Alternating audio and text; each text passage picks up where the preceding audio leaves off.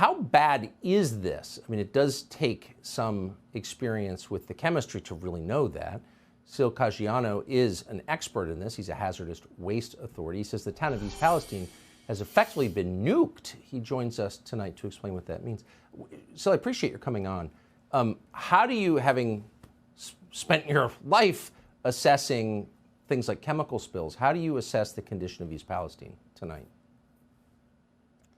It's very troublesome. These poor individuals, through no fault of their own, became victims of systemic failures within the rail transportation system, and it manifested itself in this mushroom cloud that they had to experience in their town. One of the reasons why I made the comment about we nuked a town with chemicals is because there was somebody from Darlington, Pennsylvania, who was videoing the cloud that had went over his property.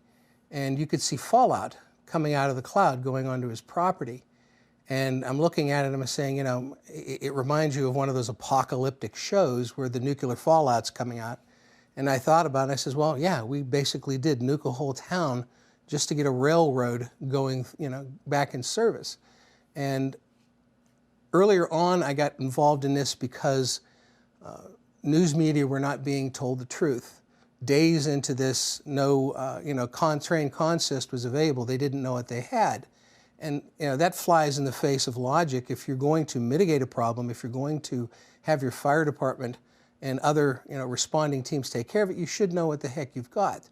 And it got to the point where they were showing me pictures of train cars, the local media, and I was identifying what was in based on UNID numbers or train car numbers. And when they told me their plan, at that point you had a few cars burning. They had unmonitored hand lines there keeping the tankers cool. And then I find out that they're pulling the unmonitored hand lines keeping the tankers cool. I said, well, that's just going to cause the tanker cars to heat up, which they did. And then they announced that one was very near catastrophic failure. And I said, well, if they don't put water back on it, it's going to continue to heat up and it's going to what's called a blevy.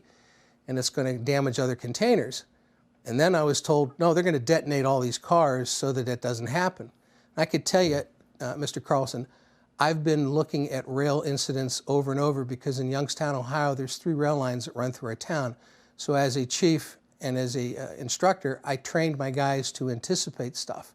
And I would go case study after case study after case study, coming up with different scenarios just to keep it going. And I've never once in 39 years ever heard of them blowing up train cars, right, dumping all the chemicals into a trench and lighting them on fire. I was dumbfounded. Yeah. And, when you lit this stuff on fire, you were creating phosgenes, you were creating hydrogen chlorides, you created this plume, and up in this plume was all the incomplete combustion products of everything that was there. Stuff, if you looked at the guy's video, stuff is precipitating down into people's property. There's a lot of questions, and the answers came slow.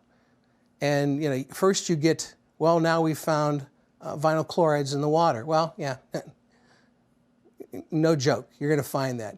And it seemed like everything was drips and dribbles. Instead of, one of the things I learned is you tell the truth, you tell it all, you tell it first, and you tell them how you're going to solve the problem. And none of that was forthcoming. And I began to worry about what the end result with this was going to be. They had evacuated 1 mile, and I was telling the media they better do like 1.5, 2 miles. Well, subsequently after that, they went to 2 miles. And then within a few minutes, a few days, they were bringing everybody back. And that was pretty much just in time to open up the rails. And there was no testing. There's got to be some plan going forward in this cleanup and recovery to test. Yeah. I mean, if you find asbestos in your building, you contain and remove it. You don't blow it into the next county. It just seems self-evidently insane. Sil, I appreciate your coming on tonight. That was really, really interesting and sad. Thank you.